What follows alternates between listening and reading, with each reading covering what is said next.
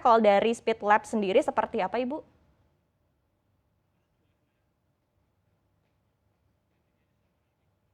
Ya, Ibu Titi bisa Dari mendengar Speedlab suara kami? Indonesia sendiri, Ya. ya bisa Mbak. Oke, dari Speedlab tadi sudah kami sampaikan sebetulnya Mbak bahwa Speedlab sendiri berangkat kami muncul bukan pada saat pandemi hadir ya Mbak ya, tapi memang dari sebelumnya kita sudah di bisnis kesehatan di laboratorium umum.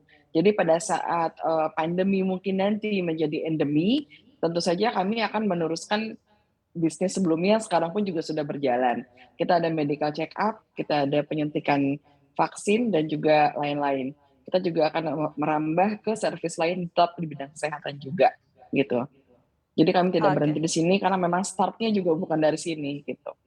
Oke, kemudian terkait dengan investasi tentunya ya di industri alat kesehatan ini Ya. sejauh ini kan kita ketahui di masa pandemi tentunya investasi terus mengucur deras begitu kepada sektor industri alat kesehatan. Nah sejauh ini dengan adanya mulainya berkurang kasus COVID-19 apakah juga berpengaruh kepada investasi yang masuk?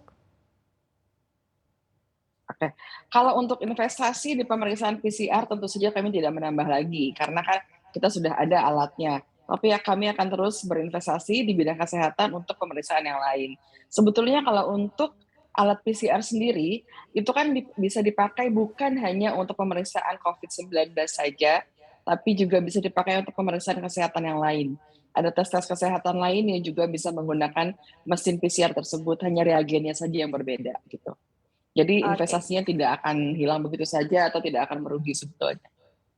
Oke, untuk, penggunaan di masa depannya begitu, untuk dari tadi ya Anda katakan alat PCR ini juga bisa digunakan untuk tes-tes, lainnya. Nah kira-kira ke depannya akan ada tes apa saja begitu Ibu Titi? Tes-tes lainnya itu bukannya berarti tes-tes, virus baru ya Mbak, tapi untuk pemeriksaan lain seperti Ya. untuk pemeriksaan TBC dan lain-lain. Kebetulan saya bukan dari bidang kesehatan, tapi saya udah konsultasi juga sama dokter dan, tenaga ahli kesehatan kami, mesin itu bisa digunakan untuk tes lain selain COVID-19 gitu. Oke. Oke, dan terkait dengan, pendapatan begitu, kalau kita berbicara terkait dengan mungkin, pendapatan yang sudah berlangsung selama masa pandemi COVID-19, apakah juga memang, ada lonjakan yang cukup signifikan dan kemudian juga dari segi, keuangan begitu strategi-strategi yang akan dilakukan ketika nanti pendapatannya sudah mulai menurun ketika pandemi ini juga sudah mulai berakhir, kira-kira seperti apa Ibu? Sebetulnya kalau menurunnya pendapatan itu bukan hanya pada saat kasus turun, tapi pada saat harga secara tiba-tiba diturunkan oleh pemerintah, itu juga sudah menurun jauh sih. Sehingga, sebetulnya dengan harga yang sekarang, ya tentu saja masih ada profit, cuma tipis sekali itu sih. Jadi kalau pendapatan menurun, dari kemarin-kemarin sih sebetulnya Mbak, kayak gitu.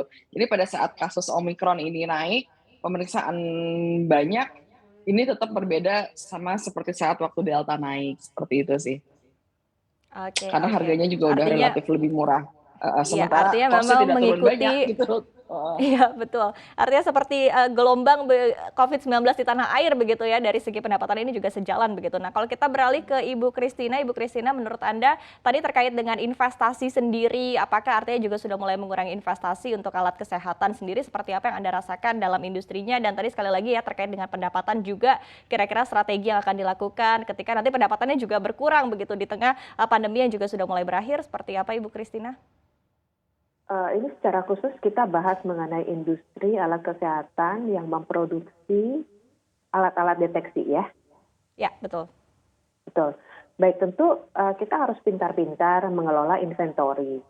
Ketika kita melihat pengaruh dari luar, dari eksternal perusahaan, terutama dalam hal ini kebijakan pemerintah, itu kan salah satu faktor yang tentu harus kita bisa lakukan perubahan secara cepat ke dalam internal perusahaan, terutama mengenai manajemen inventory. Pelaku bisnis di sini harus pintar-pintar dalam mengelola stok.